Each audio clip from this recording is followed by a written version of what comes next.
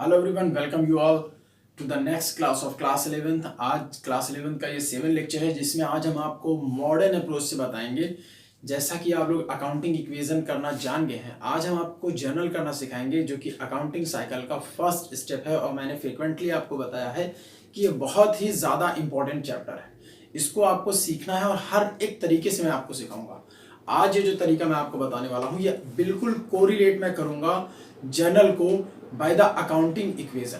यानी जर्नल तो आप कितने भी तरीके से कर सकते हैं, जितने तरीके मैंने आपको बताए हैं। मेन आपका आंसर इंपॉर्टेंट होता है, जर्नल आपने कैसे किया है वो इंपॉर्टेंट होता है। आपने अपने दिमाग में क्या सोचा, कौन से कॉन्सेप्ट बनाए, उससे कोई भी मतलब नहीं होता। लेकिन हम आपको सारे कॉन्सेप्ट के जरिए बताएंगे ताकि आपको जर्नल विद द रीजन और बहुत ही सॉलिड तरीके से आपको जर्नल आ जाए। क्योंकि जर्नल जो है वो एकदम बहुत ही ज़्यादा इंपॉर्टेंट चैप्टर है आपके पूरे के पूरे अकाउंटिंग का, जो कि आप 11th 12th या बीकॉम एमकॉम कहीं पर भी पढ़ेंगे। क्योंकि जर्नल जो होता है वो अकाउंटिंग साइकिल का फर्स्ट स्टेप है, इसलिए बहुत इंपॉर्टेंट है। तो चलिए शुरू करते हैं और अकाउंटिंग इक्वेशन से इसको कोरिलेट करके बताते हैं। अभी तक जो आपने सीखा वो आपने सीखा कि अकाउंटिंग इक्वेशन कैसे किया जाता है।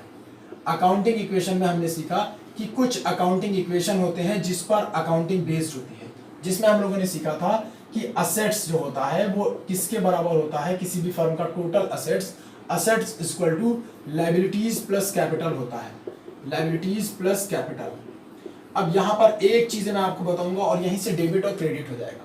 जैसा कि अकाउंटिंग इक्वेशन बिल्कुल भी अकाउंटिंग का पार्ट नहीं है, लेकिन आपको इसलिए सिखाया जाता है क्योंकि अभी तक आपने 10th तक जो कुछ भी पढ़ा है वो मैथ्स की तरह पढ़ा है, प्लस और माइनस में पढ़ा है। जबकि अकाउंट में कोई भी चीजें प्लस या माइनस नहीं होती, हर एक चीज डेबिट या क्रेडिट में दिखाई जाती है। जितने भी अमाउंट की बात की जाएगी तो बोला जाएगा कि वो अमाउंट डेबिट इतना है या वो अमाउंट क्रेडिट इतना है। कभी ये नहीं बोला जाएगा कि ये अमाउंट प्लस में इतना है या निगेटिव में इतना है। ये तो मैथ की भाषा होती है, ये तो मैथ की लैंग्वेज होती है। तो अकाउंट्स की लैंग्वेज हमेशा डेबिट या क्रेडिट में बताई जाती है। तो यहाँ पर अब हम, जैसा कि आपने अकाउंटिंग इक्वेशन सीखा था, अब यहाँ पर एक चीजों को बताएंगे, वहीं से आप डेबिट और क्रेडिट करना सीख लेंगे। तो चलिए ये देखिए, असेट्स जो होता है ये मानकर आपको चलना है, असेट्स हमेशा असेट्स का बैलेंस डेबिट होता है। इस बात को आप याद रखेंगे, असेट्स का बैलेंस हमेशा होता है डेबिट। और इस चीज की बात करेंगे तो लायबिलिटीज और कैपिटल, इन दोनों का बैलेंस हमेशा क्रेडिट दिखाता है। इसका मतलब ये होता है कि जब कभी भी असेट्स इंक्रीज करेगी तो वो डेबिट होनी चाहिए। इसका मतलब ये होता है कि लायबिलिटीज और कैपिटल जब कभी भी इंक्रीज करे तो वो क्रेडिट होनी चाहिए। अब यहीं से डेबिट और क्रेडिट, इनके यहीं पर असेट से दो चीजें निकल जाएंगी। अगर ये चीज इंक्रीज करती है तो डेबिट होगी, और अगर ये चीज डिक्रीज करती है तो जस्ट इसका इनवर्स उल्टा, ये क्रेडिट होनी चाहिए। यहां से भी दो चीजें निकल के आएंगी, लायबिलिटीज और कैपिटल। अगर इंक्रीज करती है तो क्रेडिट होगा, अगर डिक्रीज करेंगी तो ये डेबिट होगा। बस इसी कॉन्सेप्ट को लेकर चलना है और हमें जर्नल को करना है। जर्नल का फॉर्मेट बना लेते हैं, फॉर्मेट सभी को बनाना आता है। जर्नल का फॉर्मेट यूं होगा, अमाउंट डेबिट क्रेडिट, और यहाँ पर एक एलएफ बनेगा, फिर पार्टिकुलर बनेगा और ये बनेगा डेट। यहाँ पर हम बीच में लिख देते हैं जर्नल एंट्री, जर्नल एंट्रीज। सबसे पहले हम ये डेट का कॉलम लिखते हैं, जिस डेट को ट्रांजैक्शन हुआ है, फिर ट्रांजैक्शन हमने क्या किया है इसकी डिटेल पूरी यहाँ पर होती है। फिर इस जर्नल को, जैसे कि जर्नल के बाद का अकाउंटिंग साइकिल होता है लेजर, इस जर्नल को लेजर फोलियो में हमने कब पोस्ट किया, किस नंबर में, किस फाइल नंबर में, वो फाइल नंबर यहाँ लिखा जाता है। और यहाँ पर सबसे पहले लिखा जाएगा अमाउंट डेबिट, जो डेबिट का अमाउंट होगा, और यहाँ लिखा जाएगा अमाउंट क्रेडिट। तो चलिए अकाउंटिंग इक्वेशन से समझते हैं। पहला आपका क्वेश्चन है, क्वेश्चन यहाँ पर हम लिख दे रहे हैं, स्टार्टेड बिजनेस विथ कैश 50,000। इस इक्वेशन को करना है। अगर आप अकाउंटिंग इक्वेशन में इसको करते तो आप क्या करते, आप कहते कि सर बिजनेस स्टार्ट किया है, सबसे पहले तो कैश की बात हो रही है, कैश इंक्रीज कर रहा है और कैश आता है असेट्स में। कैश किस में आता है, असेट्स में। आपने कहा सर अकाउंटिंग इक्वेशन होता तो कैश को 50,000 हम प्लस कर देते, प्लस। और साथ ही साथ हमने देखा कि सर बिजनेस जब शुरू होता है तो वो कैपिटल लेकर आता है, और कैपिटल का पार्ट यहाँ पर है, तो आप बोलते हैं कि सर कैपिटल को भी हम प्लस करते हैं, तो प्लस के नीचे यहाँ पर लिखेंगे प्लस कितना, 50,000।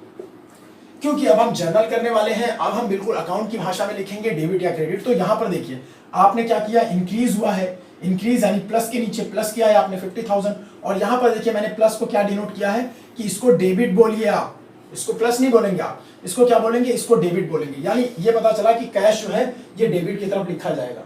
दूसरा, यहां पर हम आए तो यहां पर हमने देखा कैपिटल इंक्रीज कर रही है और कैपिटल इंक्रीज कर रही है तो यहां पर लिखा जाएगा, और ये किसके नीचे है, क्रेडिट है। यानी ये बैलेंस को हम क्रेडिट बोलेंगे, कैपिटल को हम क्या बोलेंगे, क्रेडिट। इसका मतलब आप लिख दो किसको, डेबिट, आप डेबिट लिखेंगे कैश को और क्रेडिट लिखेंगे कैपिटल को। लिखने का तरीका क्या होता है, जिस भी डेट को ट्रांजैक्शन किया गया, सपोज करिए आज की डेट में ट्रांजैक्शन किया गया है तो यहां पर हम लिख देंगे 24/8/2020, और लिखना हमें कैश को डेबिट है तो कैश यहां से लिखा जाएगा कैश अकाउंट डेबिट, और अमाउंट डेबिट के नीचे लिख दिया जाएगा 50,000। और जब हम क्रेडिट लिखते हैं तो थोड़ा सा इसको खिसका के यहां से लिखेंगे टू कैपिटल अकाउंट, और इसका अमाउंट कहां पर लिखेंगे, क्रेडिट में। तो ये बेसिक सा कॉन्सेप्ट है जो आपको सीखना है बार बार। अब एक और दूसरा ट्रांजैक्शन लेते हैं। अगर दूसरा ट्रांजैक्शन हम यहां पर करें कि परचेज गुड्स कॉस्ट 10,000, अगर हमने गुड्स खरीदा तो चलिए फॉर एन अकाउंटिंग इक्वेशन में आते हैं कि अगर आप गुड्स खरीदे होते तो आप क्या करते हैं। सर गुड्स अगर हम खरीदते तो यानी स्टॉक की बात कर रहे हैं सर, पैसे कम होते हैं कोई भी चीज खरीदने पर और वो स्टॉक बढ़ता है, तो दोनों चीजें असेट्स है तो असेट्स के नीचे आ जाते हैं। असेट्स बोल रहा था कि प्लस करते हैं अगर डेबिट होगा, माइनस करते हैं अगर ये कम होगा तो वो क्रेडिट होना चाहिए। तो यहाँ पर कौन सी चीज हो रही है सर, क्या प्लस हो रहा है क्या माइनस हो रहा है, तो यहाँ पर आपके पास से स्टॉक प्लस हो रहा है, तो यानी आपने लिख दिया स्टॉक के नीचे यहाँ पर स्टॉक, और माइनस क्या हो रहा है, माइनस आपका यहाँ पर हो रहा है कैश, तो कैश। तो देखो साफ साफ यहाँ पे क्लियर लिखा हुआ है, यानी स्टॉक को डेबिट में लिखना चाहिए और कैश को क्रेडिट में लिखना चाहिए। क्योंकि हमने परचेज गुड्स किया है तो यहाँ पर एक चीज को और समझ लेते हैं, जो कॉन्सेप्ट है आपका, कोई भी चीजें अगर होती हैं, कोई भी चीज जितना हम खरीदते या बेचते हैं, कोई भी थिंग्स होती हैं तो वो टू टाइप की होती है। एक होता है गुड्स, दूसरा होता है नॉन गुड्स। गुड्स हम उन सामान को बोलते हैं जिसका हम बिजनेस करते हैं, जिस चीज को हम खरीदते और बेचते हैं, जो हमारे बिजनेस की कोर इनकम होती है, मेन इनकम होती है, जो हमारे बिजनेस की मेन एक्टिविटी होती है, तो उन सारे सामान को खरीदना और बेचना, उस सामान को हम गुड्स काउंट करते हैं। और कभी भी याद रखिएगा जितने भी गुड्स हों, गुड्स के जगह पर बेहतर होता है कि गुड्स के इवेंट को लिखा जाए, यानी गुड्स अगर खरीदा गया है तो परचेज लिखा जाए, गुड्स अगर बेचा गया है तो गुड्स ना लिखकर सेल्स लिखा जाए।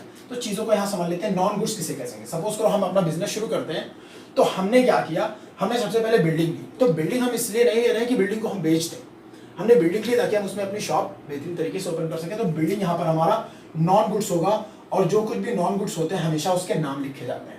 फिर ये बिल्डिंग लिया, फिर हमने बिल्डिंग के लिए हमको वहाँ पे हुआ कि इसमें कुछ फर्नीचर सेट करना है, सोफे वगैरह लेने हैं, तो हमने जो फर्नीचर खरीदा वो फर्नीचर इसलिए बिल्कुल भी नहीं खरीदा कि इस फर्नीचर को बेचा जाए, हमने फर्नीचर इसलिए खरीदा ताकि हम उस चीज को अपनी शॉप को सेट कर सकें। तो यहाँ पर फर्नीचर भी हमारा क्या हो जाएगा, नॉन गुड्स हो जाएगा। क्लियर। लेकिन उसी जगह पर अगर हमने सोचा कि हम बुक कॉपी ढेर सारी खरीद लेते हैं और उससे हमें बेचना है, तो वही बुक और कॉपीज जो होंगी, वही बुक वगैरह जितनी भी स्टेशनरी के सामान होंगे वो हमारे गुड्स होंगे, क्योंकि उन चीजों को हम खरीद रहे हैं इसलिए ताकि हम उसे बेचकर अपना बिजनेस कर सकें। यानी बिजनेस की जो चीजें होंगी, जिन सामान को हम इसलिए खरीदते हैं ताकि हम उन्हें बेच सकें, जिन सामान को हम इसलिए खरीद रहे हैं ताकि हम उसमें बिजनेस कर सकें, तो वो गुड्स हमारे, वो सारे सामान हमारे गुड्स कहलाएंगे। और गुड्स की जगह पर कभी भी गुड्स ना लिखकर गुड्स के इवेंट को लिखा जाता है। यानी गुड्स अगर खरीदा गया तो परचेज लिख दो, गुड्स अगर बेचा गया तो सेल्स लिख दो, गुड्स अगर रिटर्न किया गया, खरीदा हुआ सामान तो परचेज रिटर्न कर दो, बेचा हुआ सामान अगर रिटर्न हो रहा है तो उसको सेल्स रिटर्न लिख दो। यानी गुड्स के जगह पर इवेंट्स लिखा जाता है। तो चलिए back to the next transaction कि परचेज गुड्स कॉस्ट 10,000। तो आप आए कि सर दोनों चीजें असेट्स हैं, कॉस्ट भी स्टॉक भी। आपने देखा स्टॉक प्लस हो रहा है और कैश जो है वो आपका कम हो रहा है। आपने समझ लिया कि यही एंट्री होनी चाहिए, स्टॉक को डेबिट और क्या कहते हैं कैश को क्रेडिट करना चाहिए। लेकिन मैंने बताया क्योंकि गुड्स है तो गुड्स की जगह पर उसके इवेंट लिखे जा रहे हैं, और देखिए इवेंट क्या है, परचेज करना, खरीदना। यानी यहाँ पर सर गुड्स या स्टॉक के जगह पर परचेज लिख दीजिए आप, बस सिंपल सी एंट्री हो गई। फौरन यहाँ पर आ जाएंगे, लिखेंगे purchase account debit, amount 10,000 debit में लिखेंगे, फिर उसकी वजह से कैश अकाउंट। देखिए साफ साफ मैंने लिखा ना, कैश माइनस हो रहा है, माइनस का मतलब क्रेडिट। तो ये चीजों को आपको याद रखना है। सीक्वेंस फिर से एक बार देख लीजिए, assets equal to liabilities capital, debit और क्रेडिट सबसे पहले लिख दीजिए। डेबिट हमेशा प्लस होगा, प्लस माइनस, ये समझ लीजिए। यहाँ डेबिट लिखिए, फिर यहाँ क्रेडिट लिख दीजिए। जाहिर सी बात है डेबिट का उल्टा फिर क्रेडिट कर दीजिए और क्रेडिट का उल्टा डेबिट कर दीजिए, और प्लस माइनस करके चीजों को लर्न कर लें, और कॉन्सेप्ट को जितनी जल्दी आप समझ लें उतना ज्यादा बेहतर होगा। उम्मीद है ये दोनों ट्रांजेक्शन से आपको समझ में आया होगा कि कैसे अकाउंटिंग इक्वेशन से हम जर्नल की पोस्ट कर सकते हैं। बात याद रखिएगा, अकाउंटिंग इक्वेशन अकाउंट का बिल्कुल भी पार्ट नहीं है, ये सिर्फ आपको इसलिए पढ़ाया जाता है ताकि आप समझ पाएं कि प्लस और माइनस कैसे होता है। और जर्नल एंट्री एग्जैक्ट हमारा अकाउंटिंग साइकिल का सबसे पहला स्टेप होता है और बहुत ही इंपॉर्टेंट है। इसी जर्नल से हम सारी चीजों को करना सीख जाएंगे।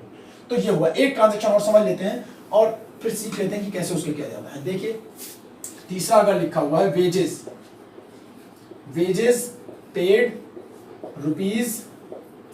₹5,000, वेजेस पेड किया आपने। अब फॉरन अकाउंटिंग इक्वेशन में आप आ जाएं और आप बताएं वेजेस पेड करते थे अगर हम, तो अकाउंटिंग इक्वेशन में क्या करते थे।